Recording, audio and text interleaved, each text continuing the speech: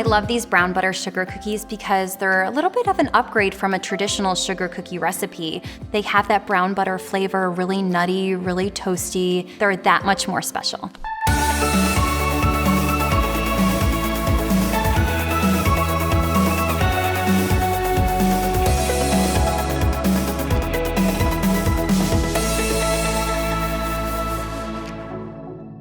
We're making brown butter sugar cookies, so of course we're gonna start by browning the butter. Heat your stove to medium heat. I always recommend using a light colored pan so you can tell when the butter has browned. I'm using 1 cup of butter.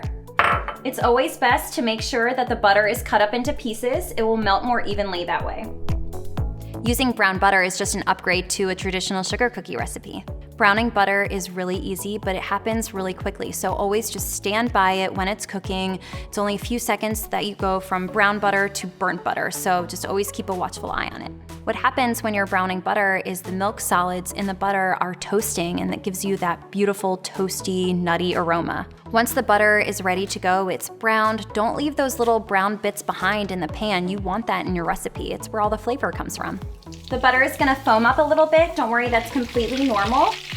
You'll notice some brown bits at the bottom of the pan. That's perfectly fine. Those are just milk solids that have cooked.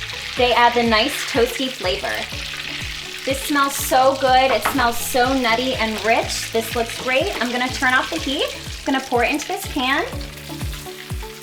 You want all of those beautiful brown bits. That's where all of the nutty, toasty flavor comes from, so don't leave them behind.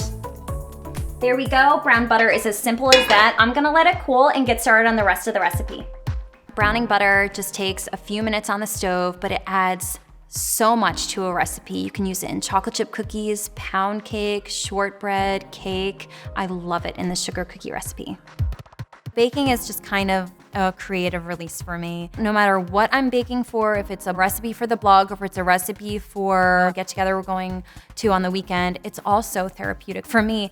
And it's great because sometimes, like any other job, it can get stressful. And so it's great that part of my job is baking. What helps me kind of calm down and feel a little more centered, being in the kitchen and creating these beautiful baked goods that I can share with the people I love, and then do the dishes and just wipe it all clean and feel so satisfied. Sit back, look at my clean kitchen, look at the cupcakes I made. I worked hard on decorating the frosting that way. It's all so satisfying, and it all comes together. Really basic ingredients here. We're gonna use flour, baking soda, and salt, just those 3 ingredients.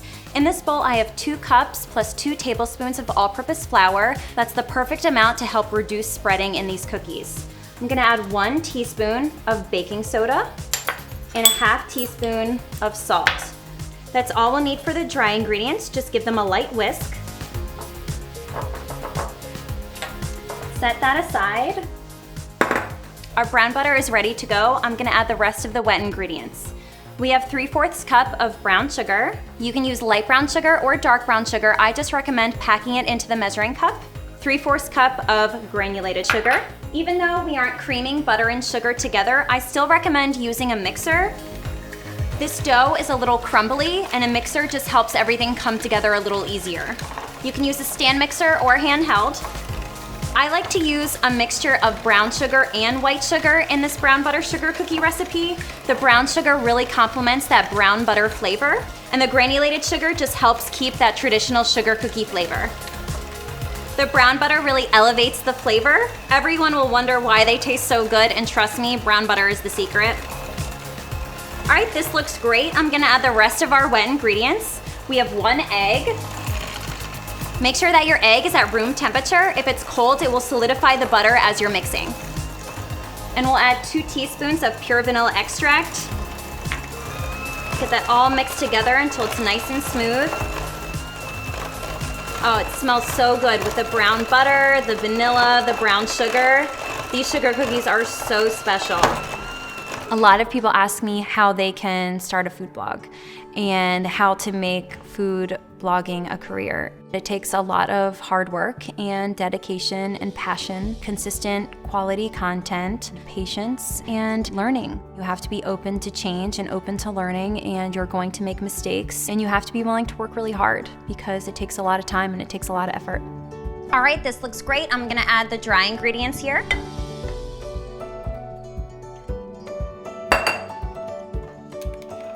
What I love about these cookies, besides the flavor, is the texture. They're really soft in the center. They're a little crisp on the bottom. The sprinkles add a little bit of crunch, and the edges are nice and chewy. The cookie dough is really thick and a little crumbly. That's totally fine. That's why I recommend using a mixer. You don't have to whip out your rolling pin for this sugar cookie recipe. It's just a basic drop style cookie. This cookie dough rolls easier before it's chilled, so roll it into balls and then chill it. You can top them with any sprinkles that you like. I recommend using the nonpareils. They stick a little better to the cookie dough. Normally I chill cookie dough just as a whole, but I don't recommend that for this cookie recipe. I found the cookie dough a little too hard to roll into balls after chilling, so I just roll into balls before chilling.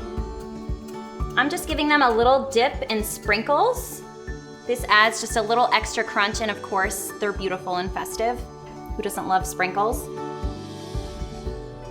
I'm just rolling these into 1 tablespoon size balls.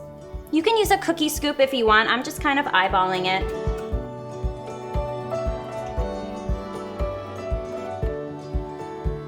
Don't get nervous if your cookie dough feels a little greasy. That's perfectly normal. That greasiness will solidify in the refrigerator as the cookie dough chills. Because we use a precise amount of flour, these cookies won't overspread in the oven. These look and smell so good. I just love the rainbow sprinkles. They bring smiles to everyone's faces. I'm gonna wrap up the cookie dough with just a little bit of plastic wrap on top, and we're gonna chill them for 30 minutes. Be sure to refrigerate this cookie dough before you bake it. That extra 30 minutes will solidify the butter and help prevent excess spreading in the oven. You only have to chill the cookie dough for 30 minutes, but if you skip it, your cookies could spread into one big mess. So I have kitchen days and computer days, and a lot of people may not realize, like, most of my time is computer. Like, it's mostly computer time, so it's mostly editing photos and writing blog posts. So I'm not baking every single day. I'm not just sitting in my house, like, eating bonbons, baking chocolate chip cookies. I'm, mostly at the computer writing and editing, and then on other days I'm doing a lot of recipe testing. It's a 24-hour job. My blog doesn't close. It doesn't close on the holidays. It doesn't close when I'm on vacation, but that's kind of like invigorating. I don't know, it's kind of cool. It's wonderful to have the freedom to work whenever I want, but that also kind of makes it a little difficult because I need to know when to turn it off. Before I had Noelle, I would work from the moment I open my eyes in the morning to the moment I close my eyes at night. I've since become a lot better with work-life balance, so I'll work in the morning and I'll turn off my computer at 5 o'clock. I want to be a normal person, but it's just nice to have this flexibility. It's really nice to have the flexibility to work when I want, to be able to turn it off when I can. All right, this cookie dough has chilled for 30 minutes. We can assemble them on the baking sheet. I recommend placing them about 3 inches apart on the baking sheet. Make sure that your baking sheet is lined with a silicone baking mat or parchment paper. My oven is preheated to 350 degrees. The cookies will take 12 to 13 minutes. You're looking for a nice light brown edge. These cookies are really chewy on the edges. They're crispy on the bottom, really soft in the centers. They hit all of those texture notes.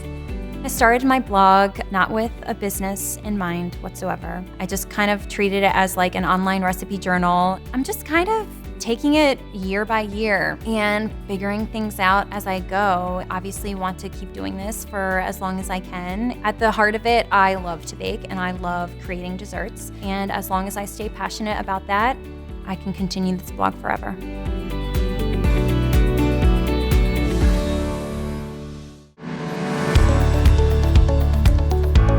Yep, mark it. Strawberry cake, take 1, marker.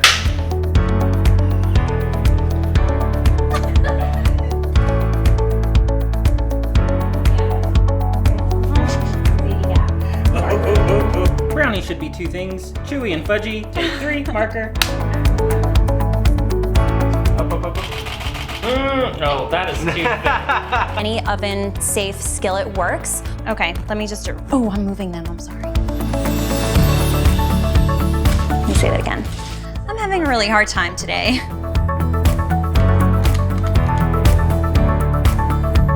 These are, oh my gosh, how I said that. Starting with 3 cups of just all-purpose flour, and you're gonna love them.